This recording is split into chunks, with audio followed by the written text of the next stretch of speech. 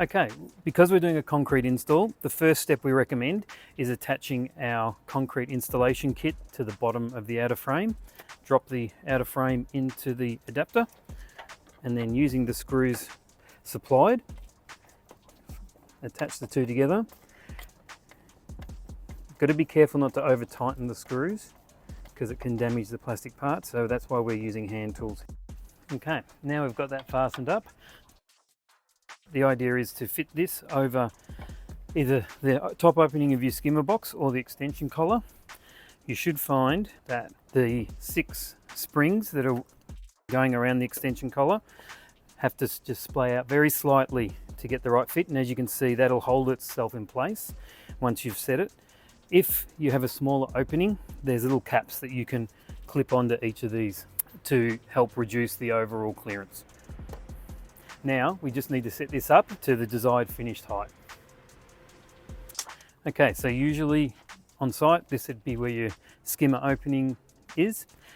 We've set up this formwork box so that we can cast the concrete into something. The top of the box here is our desired finish level of our concrete slab or surround. So all we do is, now you've got the installation kit assembled to the bottom of the outer frame, slide that down over the opening, and then we're just going to set that up and make sure that the top rim of this frame is set flush with the finished height of the slab. What we need to do now is attach this to the top of the skimmer box or the extension collar to hold it in that place, but also prevent any concrete from entering into the opening in the middle. Okay, so we've just got a high quality duct tape that we're using here today. Tape this up, trying to ensure that it doesn't shift too far from where we set it. And now wrap the join with more tape to make sure we cover off all the openings and holes that potentially the concrete could get through into the skimmer.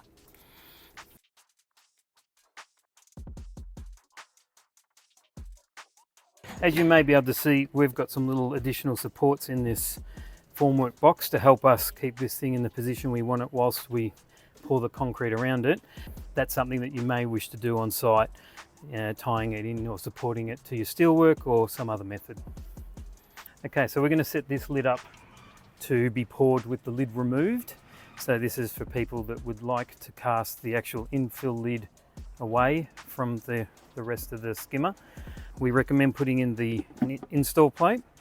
All that does is help keep stuff out of the skimmer and also helps keep everything square and stable whilst you're pouring concrete around it.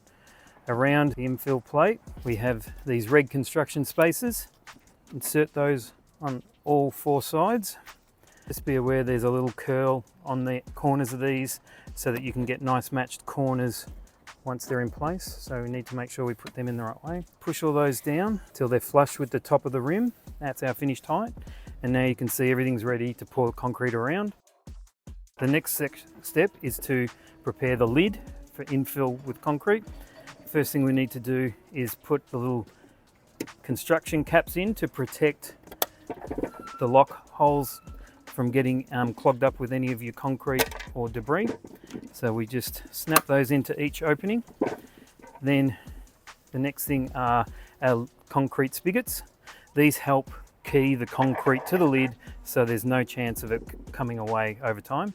You just take a spigot, insert it into the opening and turn it 90 degrees until it clicks into place. So we do that for the 4 spigots. You'll see when they're done, the spigots actually have a cradle that line up. If you want, you can put additional reinforcing mesh or bar into this, and there's even little lugs on the sides of the spigots you can tie it down to. But we're just going to go with pouring the concrete around the spigot itself because that will undercut in the concrete and hold itself in place. Okay, so now we're ready to go with our lid removed style of concrete infill installation. The lid's got its covers on, knuckles in.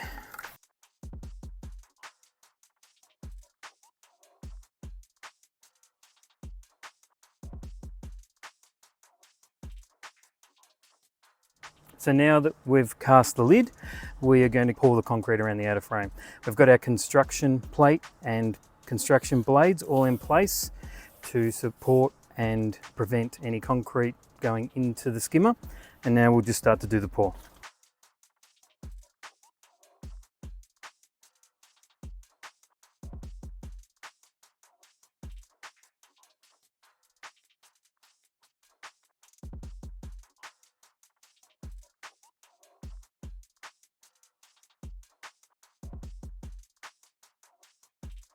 Now that the concrete's partially cured, we're just going to clean back this outer rim and the construction blades of any excess concrete or slurry so that they're all fully visible right around the perimeter.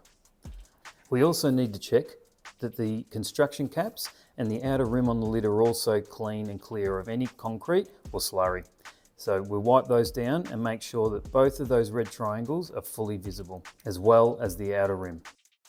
So we've left the concrete to set for a couple of days, and now we're ready to strip the construction plate and all the construction spaces, infill caps, and finish off the assembly and installation of our lid.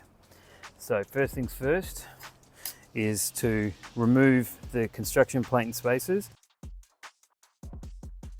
The outer frame is now embedded in the concrete, and none of the concrete debris has gotten in around the adapter because we've taped that up with the duct tape, and the skimmer box is nice and clean.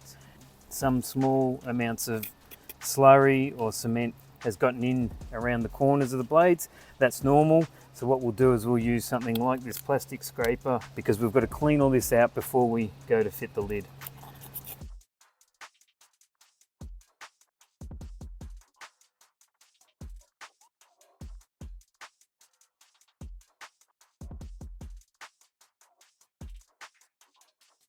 So now all we've got to do is clean up all the excess mess on the side. Once again, I'll use a plastic tool. So once that's all cleaned up, the next thing is to remove these construction caps. I'm going to use a pair of pliers just to grab them in the middle, and they come out fairly easily. The key thing here is to ensure that none of the concrete or anything has gotten down these holes. What we do have is a little bit of excess slurry has gotten in around the recess. So we've got to ensure that these recesses are completely clear of any debris or matter. So we'll just go in with our little scraper. We've got the lid all clean, all the debris away, cleaned up from around the recesses surrounding the care openings. Just time to clip in the final trim plates. The thing to keep in mind here is they're actually handed. So you'll see on the back of the trim plate, there's a letter A or a letter B. And in the recess, you'll find an A and a B. So just ensure that you're clipping the B plate into the B recess and the A into the A. So just carefully align that with the recess, push it in, you'll hear it click home. Same with the other side, clip it home. Lid's finished and ready for installation into the opening. So always install your lid with the keys. So we'll put them in, unlock the keys to engage them. Then it's just a matter of simply aligning the lid carefully, dropping it in, and then rotating your keys to lock the lid in position, and take your keys away and store them in a safe place away from children.